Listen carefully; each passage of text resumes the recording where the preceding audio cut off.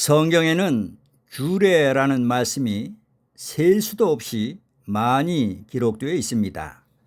규례란 일정한 규칙을 뜻하는 말로 하나님을 믿는 성도들에게 하나님의 규례는 아무리 강조를 해도 부족함이 있다 할 수 있습니다. 왜냐하면 믿음이란 하나님께서 언약하시고 지키라 명령하신 규례와 법도를 지켜 행하는 것을 뜻하기 때문입니다.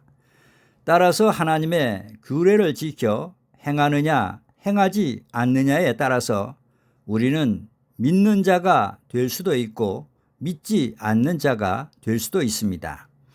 이 말은 곧 구원을 받는 자가 될 수도 있고 받지 못하는 자가 될 수도 있다는 것입니다. 왜냐하면 하나님의 규례는 한 분이신 하나님만을 경외하라고 주신 하나님의 법도이기 때문입니다. 그래서 신명기 4장 1절에 규례와 법도를 듣고 준행하라. 그리하면 너희가 살 것이요. 에스겔 18장 9절에는 내 규례를 지켜 진실이 행할진대 그는 의인이니 정령 살리라 라고 기록되어 있는 것입니다.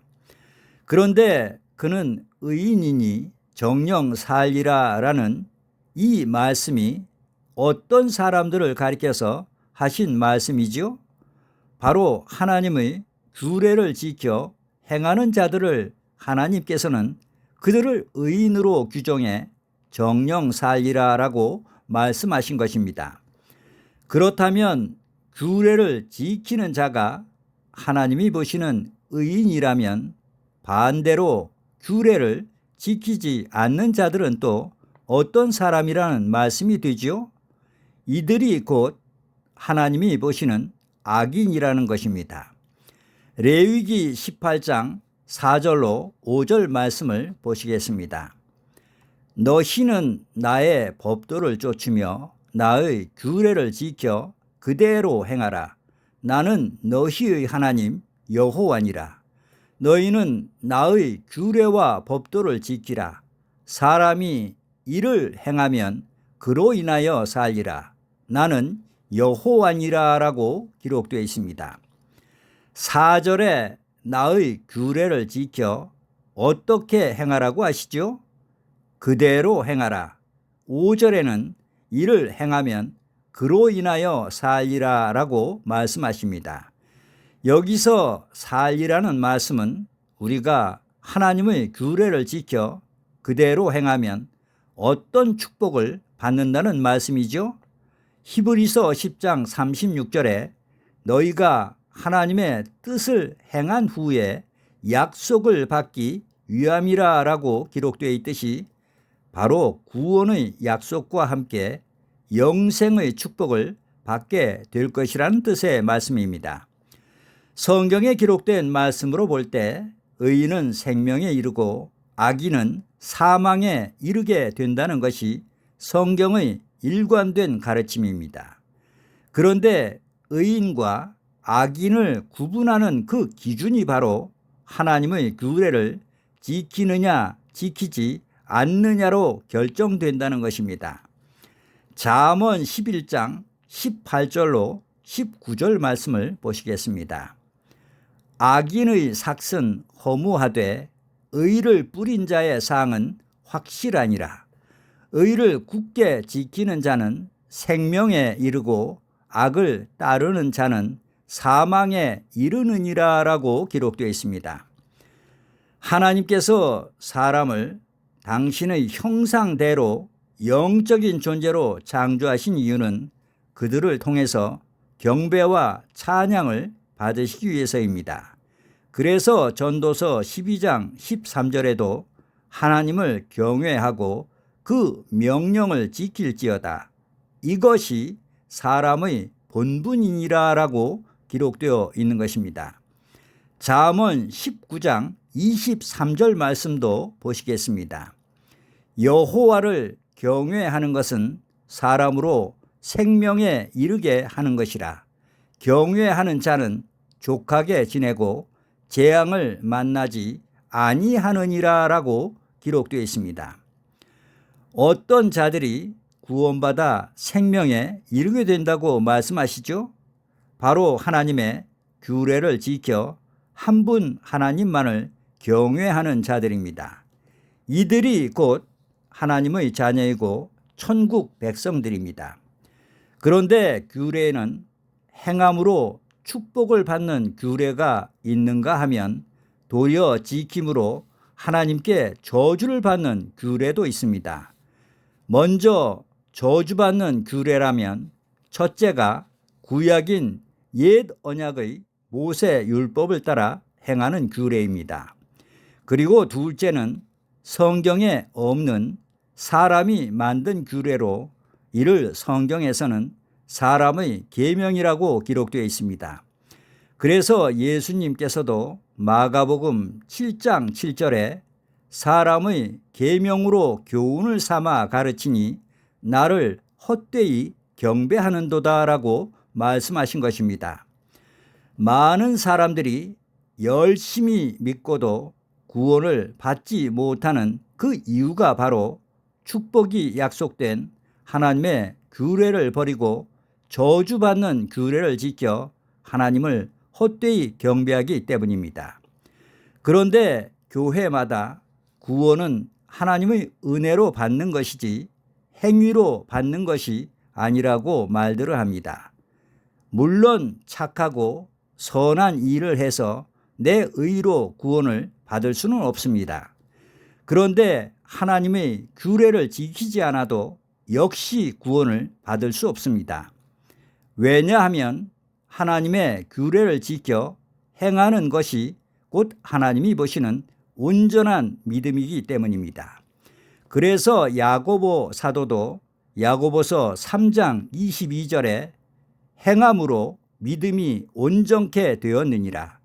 24절에는 사람이 행함으로 의롭다 하심을 받고 믿음으로만 아니니라.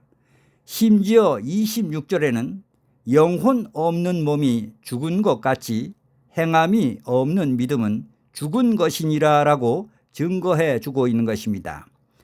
다음으로 축복받는 규례는 주님께서 친히 행하심으로 우리에게 실지 교훈으로 본보여 주신 새 언약의 규례입니다.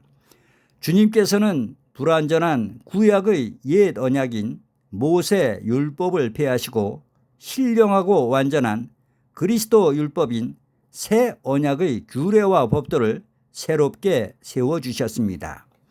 히브리서 8장 7절로 8절 말씀을 보시겠습니다. 저 첫 언약이 무흠하였다면 둘째 것을 요구할 일이 없었으려니와 저희를 허물하여 일러수되 주께서 가라사대 볼지어다 날이 이르리니 내가 이스라엘 집과 유다 집으로 새 언약을 세우리라 라고 기록되어 있습니다. 예수님께서는 누가복음 4장 16절에 안식일을 가리켜 자기 규례라고 말씀하십니다. 복음의 제사장인 사도 바울 역시도 사도행전 17장 2절에 안식일을 자기 규례라고 증거하고 있습니다. 이로 볼 때 주님과 사도 바울은 생전에 안식일을 자기 규례로 규칙적으로 지켰다는 것이 너무도 분명합니다. 왜냐하면 규례란 한두 번으로 끝나는 것이 아니라 반복적으로 지키는 일정한 규칙을 뜻하기 때문입니다. 그런데 안식일과 절기를 이야기하면 대다수 분들이 구약의 안식일과 절기만을 생각합니다. 이 같은 생각은 너무도 무서운 오해입니다. 주님께서 친히 행하시며 본보여 주신 안식일이며 유월절, 초막절 등의 절기는 구약의 절기가 아닌 신약인 새 언약의 절기이기 때문입니다. 그리고 주신 말씀이 요한복음 13장 15절에 내가 너희에게 행한 것 같이 너희도 행하게 하려 하여 본을 보였노라 라고 말씀하셨습니다. 그리고 예수님께서 마태복음 7장 21절에 아버지의 뜻대로 행하는 자라야 천국에 들어간다고 하신 아버지의 뜻이 바로 주님께서 친히 본보여 주신 새 언약의 안식일과 유월절로부터 시작되는 3차의 7개 절기를 가리켜서 하신 말씀입니다.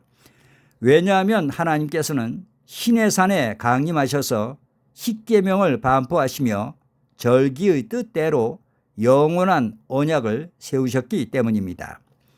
이렇듯이 안식일과 3차의 7개 절기는 다른 날과 특별히 구별된 한 분이신 하나님만을 경외하라고 주신 거룩하고 성스러운 날로 하나님의 영원한 규례이자 영원한 언약입니다. 언약이란 구원을 약속한다는 뜻입니다.